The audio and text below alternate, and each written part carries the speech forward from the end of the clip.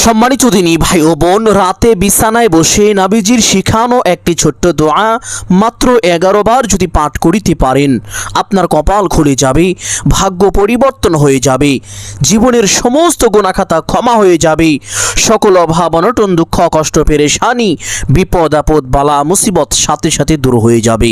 সুবহানাল্লাহ।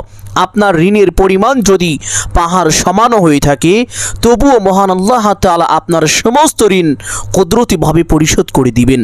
আপনি অবাক হয়ে যাবেন, আশ্চর্য হয়ে যাবেন। এই আমলের বরকতে মহান আল্লাহ তাআলা আপনাকে এমন এমন জায়গা থেকে রিজিক দান করিবেন যা আপনি কখনো কল্পনাও করতে পারবেন না। টাকা পয়সা ধন সম্পদ চতুর্দিক থেকে বৃষ্টির মতো আসতে থাকবে। আমলটি খুবই পরীক্ষিত এবং প্রসিদ্ধ পাওয়ারফুল একটি আমলটি কখন কিভাবে করবেন, দোয়াটি কতবার পাঠ করিবেন, প্রত্যেকটি বিষয় আপনাদেরকে সুস্পষ্টভাবে বলে দিব। সকলেই গভীর মনোযোগ দিয়ে শুনবেন ইনশাআল্লাহ। সম্মানিত দিনী ভাই ও বোন আমার, অনেকেই তো আছেন অভাবগ্রস্ত, অনেকেই ঋণগ্রস্ত, লক্ষ লক্ষ কোটি কোটি টাকা ঋণ করে ফেলেছেন। অনেক চেষ্টা করেছেন কিন্তু কোনোভাবে ঋণ পরিশোধ হচ্ছে না। এই ছোট্ট আমলটি করুন। অনেকেই আছেন যেই দিকেই যান শুধু ব্যর্থ হয়ে যান। ব্যবসা বাণিজ্য করেন, কামাই রুজি করেন, কিন্তু কোনোভাবে উন্নতি হয় না, ইনকামে বরকত হচ্ছে না। আমি বলবো এই ছোট্ট আমলটি করুন। আল্লাহ তাআলা আপনার সংসারের মধ্যে উন্নতি দিয়ে ভরে দিবেন এবং চতুর্দিক থেকে আপনার যেই সকল ইনকাম আছে, ইনকামের মধ্যে প্রচুর পরিমাণ বারাকা দান করবেন। সুবহানাল্লাহ। বিশেষ করে অনেকেই চাকরি খুঁজছেন, চাকরির ব্যবস্থা হচ্ছে না। আমি বলবো এই ছোট্ট আমলটি করুন, আল্লাহ তাআলা অতি দ্রুত ভালো চাকরির ব্যবস্থা করে দিবেন। অনেকেই বিদেশ যেতে চান, ভালো ভিসা পান না। আমি বলবো এই ছোট্ট আমলটি করুন, আল্লাহ তাআলা এই আমলের বরকতে আপনাকে উন্নত মানের ভালো ভিসার ব্যবস্থা করে দিবেন। অনেকেই বিদেশ গিয়েছেন কিন্তু কাজ খুঁজে পাচ্ছেন না, কাজের ব্যবস্থা হচ্ছে না, বেকার বসে আছেন। আমি বলবো এই আমলটি করুন, আল্লাহ তাআলা অতি দ্রুত আপনাকে ভালো উন্নত মানের কাজের ব্যবস্থা করে দিবেন, যেই কাজ করে আপনি অতি দ্রুত সফল হতে পারবেন। সুবহানাল্লাহ। এক কথাই এই আমল করে আপনি আল্লাহ তাআলার কাছে যা চাইবেন আল্লাহ তাআলা আপনাকে তাই দান করিবেন। অনেকে আছেন যাদের সন্তানাদি হয় না, আপনি যদি এই আমল করে আল্লাহ তাআলার কাছে সন্তান চাইতে পারেন, আল্লাহ তাআলা অবশ্যই আপনাকে সন্তান দান করিবেন। অনেকেই আছেন কঠিন রোগে আক্রান্ত, যেই রোগের কোনো চিকিৎসা এই পৃথিবীতে হয় না, এমনকি এই রোগের কোনো ওষুধ পাওয়া যায় না। এমন কঠিন কষ্টদায়ক রোগেও যদি আপনি আক্রান্ত হয়ে থাকেন, আমি বলবো এই ছোট্ট আমলটি করুন। অবশ্যই আল্লাহ তাআলা এই আমলের বরকতে আপনার কঠিন কষ্টদায়ক রোগ থেকে আপনাকে মুক্ত করে দিবেন। সুবহানাল্লাহ। সম্মানিত দিনী ভাই বোন, এই আমলটি করার জন্য রাতে ঘুমানোর আগে আপনি যখন বিছানায় যাবেন ঘুমানোর জন্য, যাওয়ার পূর্বে উত্তম রূপে ওযু করবেন। ওযুর পূর্বে ছোট্ট দুইটি বিষয় অবশ্যই লক্ষ্য করবেন। এক নম্বর বিষয় হলো ওযুর পূর্বে ওযুর নিয়ত করা। অনেকেই জানেন না ওযুর নিয়ত কিভাবে করতে হয়, অথচ কিতাবের মধ্যে এসেছে ওযুর পূর্বে নিয়ত না করিলে ওযু পরিপূর্ণ হয় না।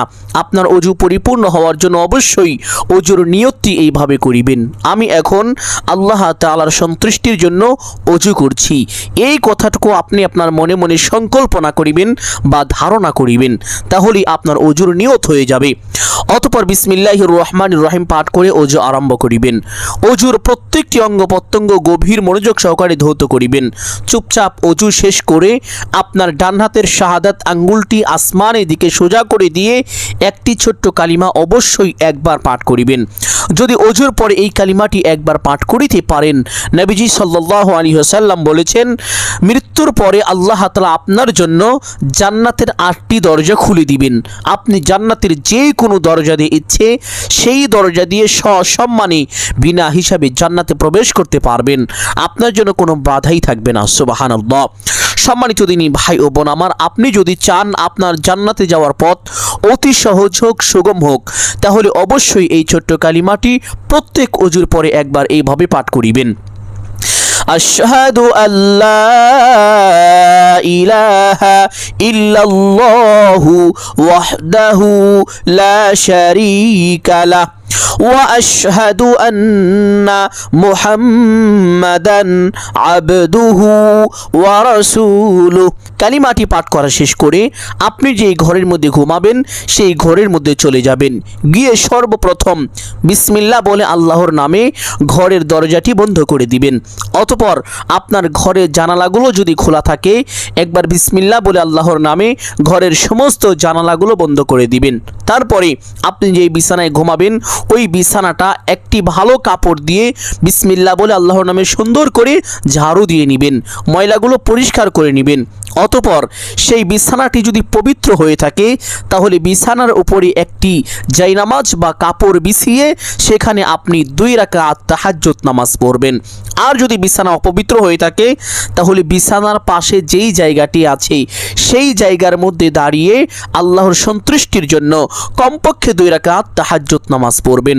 তাহাজ্জুদ নামাজ সম্পর্কে আল্লাহর নবী মুহাম্মদুর রাসূলুল্লাহ সাল্লাল্লাহু আলাইহি ওয়াসাল্লাম পবিত্র হাদিসের মধ্যে ইরশাদ করেছেন যে আল্লাহ তাআলার কাছে ফরজ নামাজের পরে নফল নামাজের মধ্যে সর্বশ্রেষ্ঠ নামাজ হলো তাহাজ্জুদের নামাজ। সুবহানাল্লাহ। যখন কোনো বান্দা কোনো বান্দি তাহাজ্জুদ নামাজ পড়ে সে আল্লাহর জিম্মায় চলে যায়। তাহাজ্জুদ নামাজ পড়ে বান্দা আল্লাহ তাআলার কাছে যা চায় আল্লাহ তাআলা বান্দাকে তাই দান করেন। যেই দোয়া করেন আল্লাহ তাআলা বান্দার সকল দোয়া কবুল আর মঞ্জুর করে নেন। সুবহানাল্লাহ।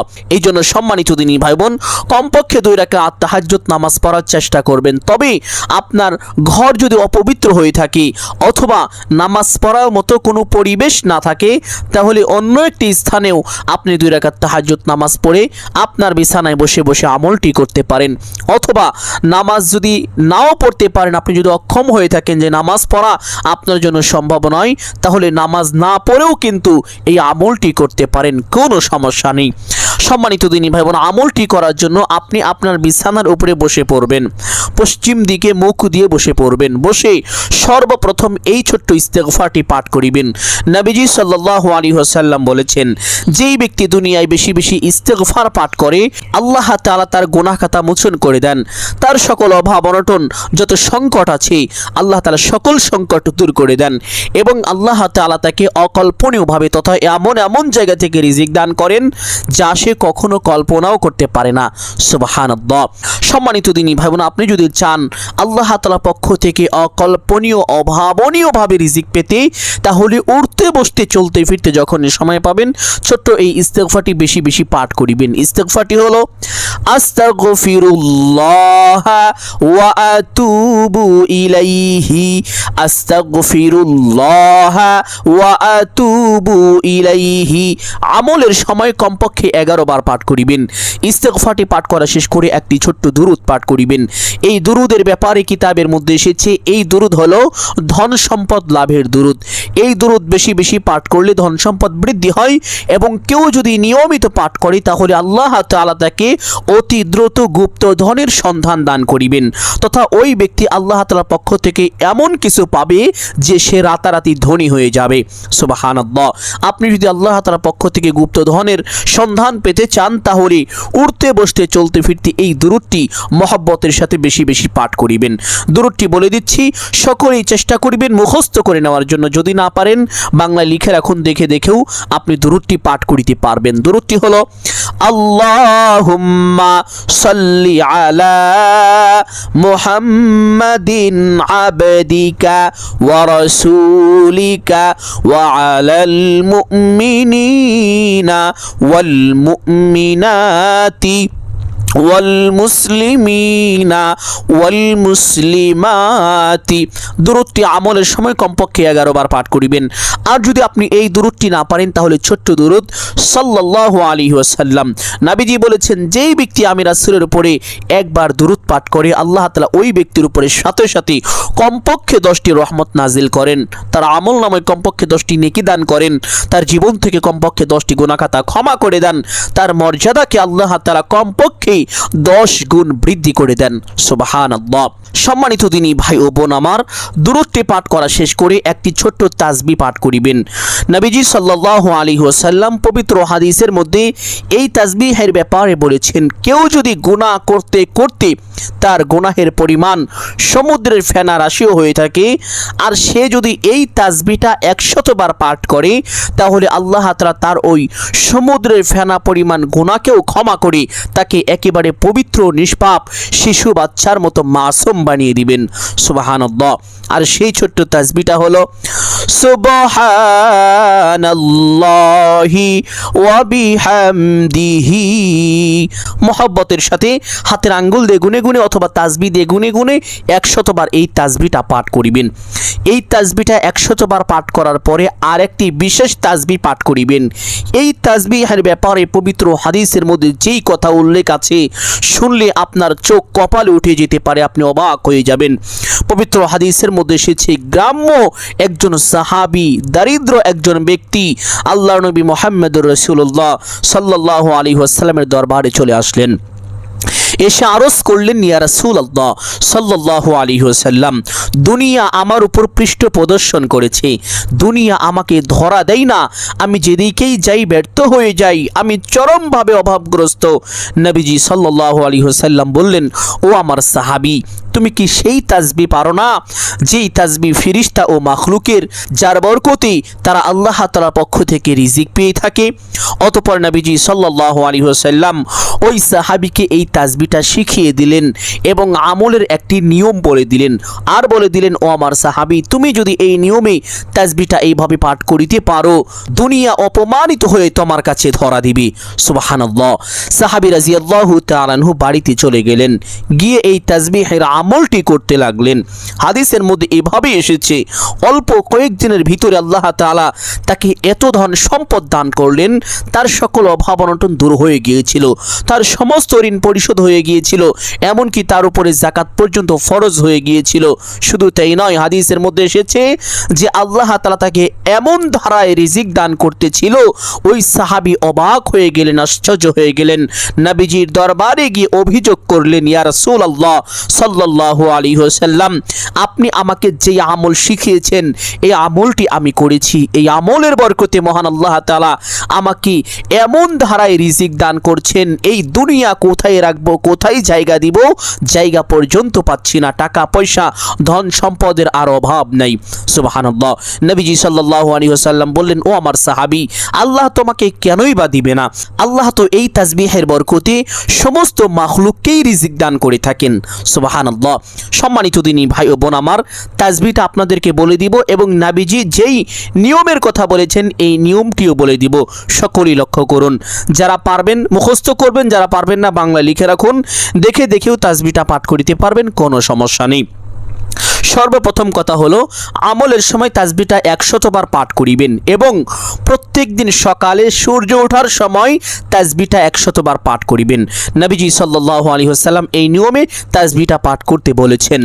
সম্মানিত দিনী ভাই ও বোন আমার, তাসবিহটা হলো সুবহানাল্লাহি ওয়া বিহামদিহি, সুবহানাল্লাহিল আলিয়্যিল আযীম ওয়া বিহামদিহি আস্তাগফিরুল্লাহ। যদি আপনার আলিয়্যিল আযীম পাঠ করতে কষ্ট হয়, সুবহানাল্লাহিল আযীমও পাঠ করতে পারেন, কোনো সমস্যা নেই। সম্মানিত দিনী ভাই বোন, তাসবিহটা 100 বার পাঠ করার পরেই সেই দোয়াটি পাঠ করিবেন, যেই দোয়ার কথা বলেছি 11 বার পাঠ করার জন্য। এই দোয়ার ব্যাপারে হাদিসে যেই কথা উল্লেখ আছে শুনলে অবাক হয়ে যাবেন। পবিত্র হাদিসের মধ্যে এসেছে, একবার আল্লাহর নবী মুহাম্মদুর রাসূলুল্লাহ সাল্লাল্লাহু আলাইহি ওয়াসাল্লাম মসজিদে নববীর পাশের একটি রাস্তা দিয়ে হেঁটে যাচ্ছিলেন। যাওয়ার পথে দেখতে পারলেন মসজিদে নববীর মধ্যে একজন ব্যক্তি চেহারা মলিন করে বসে আছে। নবীজি সাল্লাল্লাহু আলাইহি ওয়াসাল্লাম তার কাছে চলে গেলেন, গিয়ে জিজ্ঞেস করলেন, তুমি কি অমুক ব্যক্তি? ওই সাহাবী বললেন, ইয়া রাসূলুল্লাহ সাল্লাল্লাহু আলাইহি ওয়াসাল্লাম, আমি অমুক ব্যক্তি। নবীজি সাল্লাল্লাহু সাল্লাল্লাহু আলাইহি ওয়াসাল্লাম বললেন, ও আমার সাহাবী, তুমি এমন সময় চেহারা মলিন করে মসজিদের মধ্যে কেন বসে আছো? এখনো তো নামাজের সময় হয়নি। সাহাবী বললেন, ইয়া রাসূলুল্লাহ সাল্লাল্লাহু আলাইহি ওয়াসাল্লাম, অভাব অনটন এবং ঋণ আমাকে এমনভাবে চেপে ধরেছে যে দুনিয়ার কোনো জায়গায় আমি শান্তি খুঁজে পাচ্ছি না, সব সময় দুঃখ কষ্টের মধ্যে থাকতে হয়, এই জন্য আমি মসজিদের মধ্যে এমন সময় একা একা বসে আছি। নবীজি সাল্লাল্লাহু আলাইহি ওয়াসাল্লাম বললেন, ও আমার সাহাবী, আমি কি তোমাকে এমন একটি দোয়া শিখিয়ে দিব যেই দোয়াটি পাঠ করিলে আল্লাহ তাআলা তোমার সকল অভাব অনটন দূর করে দিবেন এবং তোমার সমস্ত ঋণ কুদরতিভাবে পরিশোধ করে দিবেন? অতঃপর ওই সাহাবী রাদিয়াল্লাহু তাআলা আনহুকে নবীজি সাল্লাল্লাহু আলাইহি ওয়াসাল্লাম এই দোয়াটি শিখিয়ে দিলেন। সাহাবী বাড়িতে গিয়ে এই দোয়ার আমলটি করতে লাগলেন। অল্প কয়েকদিন পরেই আল্লাহ তাআলা তাকে এমনভাবে ধন সম্পদ দান করলেন যে তার সকল অভাব অনটন দূর হয়ে গিয়েছিল, সমস্ত ঋণ পরিশোধ হয়ে গিয়েছিল, এমনকি তার উপরে যাকাত পর্যন্ত ফরজ হয়ে গিয়েছিল। সুবহানাল্লাহ। সম্মানিত দিনী ভাই ও বোন আমার, সেই ছোট্ট দোয়াটি এখন আপনাদেরকে বলে দিব। একটু কষ্ট হলেও চেষ্টা করিবেন মুখস্থ করে নেওয়ার জন্য। মুখস্থ করিতে না পারলে বাংলায় লিখে রাখুন, দেখে দেখেও আপনি দোয়াটি পাঠ করিতে পারবেন। দোয়াটি হলো, আল্লাহুম্মা ইন্নী আউযু বিকা মিনাল হাম্মি ওয়াল হাজানি ওয়া আউযু বিকা মিনাল আজজি ওয়াল কাসালি ওয়া আউযু বিকা মিনাল জুবনি ওয়াল বুখলি ওয়া আউযু বিকা মিন গলাবাতিদ দাইনি। দাইনি শব্দের অর্থই হলো কিন্তু ঋণ। গলাবাতিদ দাইনি ওয়া কাহরির রিজাল। দোয়াটি এইভাবে আমলের সময় 11 বার পাঠ করিবেন। এছাড়া উঠতে বসতে চলতে ফিরতে যখনই অভাব অনটনের কথা মনে পড়ে যাবে, ঋণের কথা মনে পড়ে কষ্ট লাগবে, তখনই এই দোয়াটি পাঠ করিবেন। ইনশাআল্লাহ আল্লাহ তাআলা অতি দ্রুত অভাব অনটন দূর করে দিবেন। ঋণের পরিমাণ যদি পাহাড় সমানও হয়ে থাকে তবুও তা কুদরতিভাবে পরিশোধ করে দিবেন। সুবহানাল্লাহ। দোয়াটি 11 বার পাঠ করা শেষ করে আবার সেই ছোট্ট দূরত্বটি কমপক্ষে 11 বার পাঠ করিবেন। আল্লাহুম্মা সাল্লি আলা মুহাম্মাদিন আবদিকা ওয়া রাসূলিকা ওয়া আলাল মুমিনিনা ওয়াল মুমিনাতি ওয়াল মুসলিমিনা ওয়াল মুসলিমাতি। যদি দূরত্বটি না পারেন, ছোট্ট দূরত সাল্লাল্লাহু আলাইহি ওয়াসাল্লাম 11 বার পাঠ করিবেন। অতঃপর মোনাজাত করবেন। এই মোনাজাতের মধ্যে আপনি যা চাইবেন আল্লাহ তাআলা আপনাকে তাই দান করিবেন। 2 ফোঁটা চোখের পানি ছেড়ে দিয়ে অভাব অনটনের কথা আল্লাহ তাআলার কাছে তুলে ধরবেন। আপনার ঋণ থাকলে ঋণের কথাগুলো তুলে ধরবেন।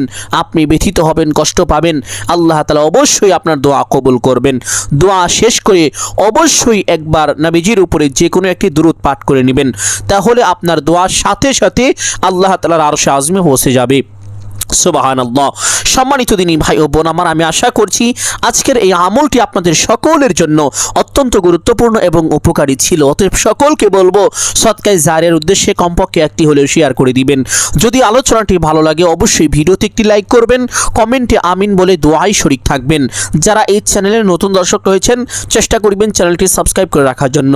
সকলের জন্য অন্তর থেকে দোয়া করি আল্লাহ তাআলা সকলকে ভালো রাখুন, সুস্থ রাখুন, জানে মালিক আমার রুজি ব্যবসা বাণিজ্যে প্রচুর পরিমাণ উন্নতি ও বরকত দান করুন। সকলেই বলি আমিন সুম্মা আমিন।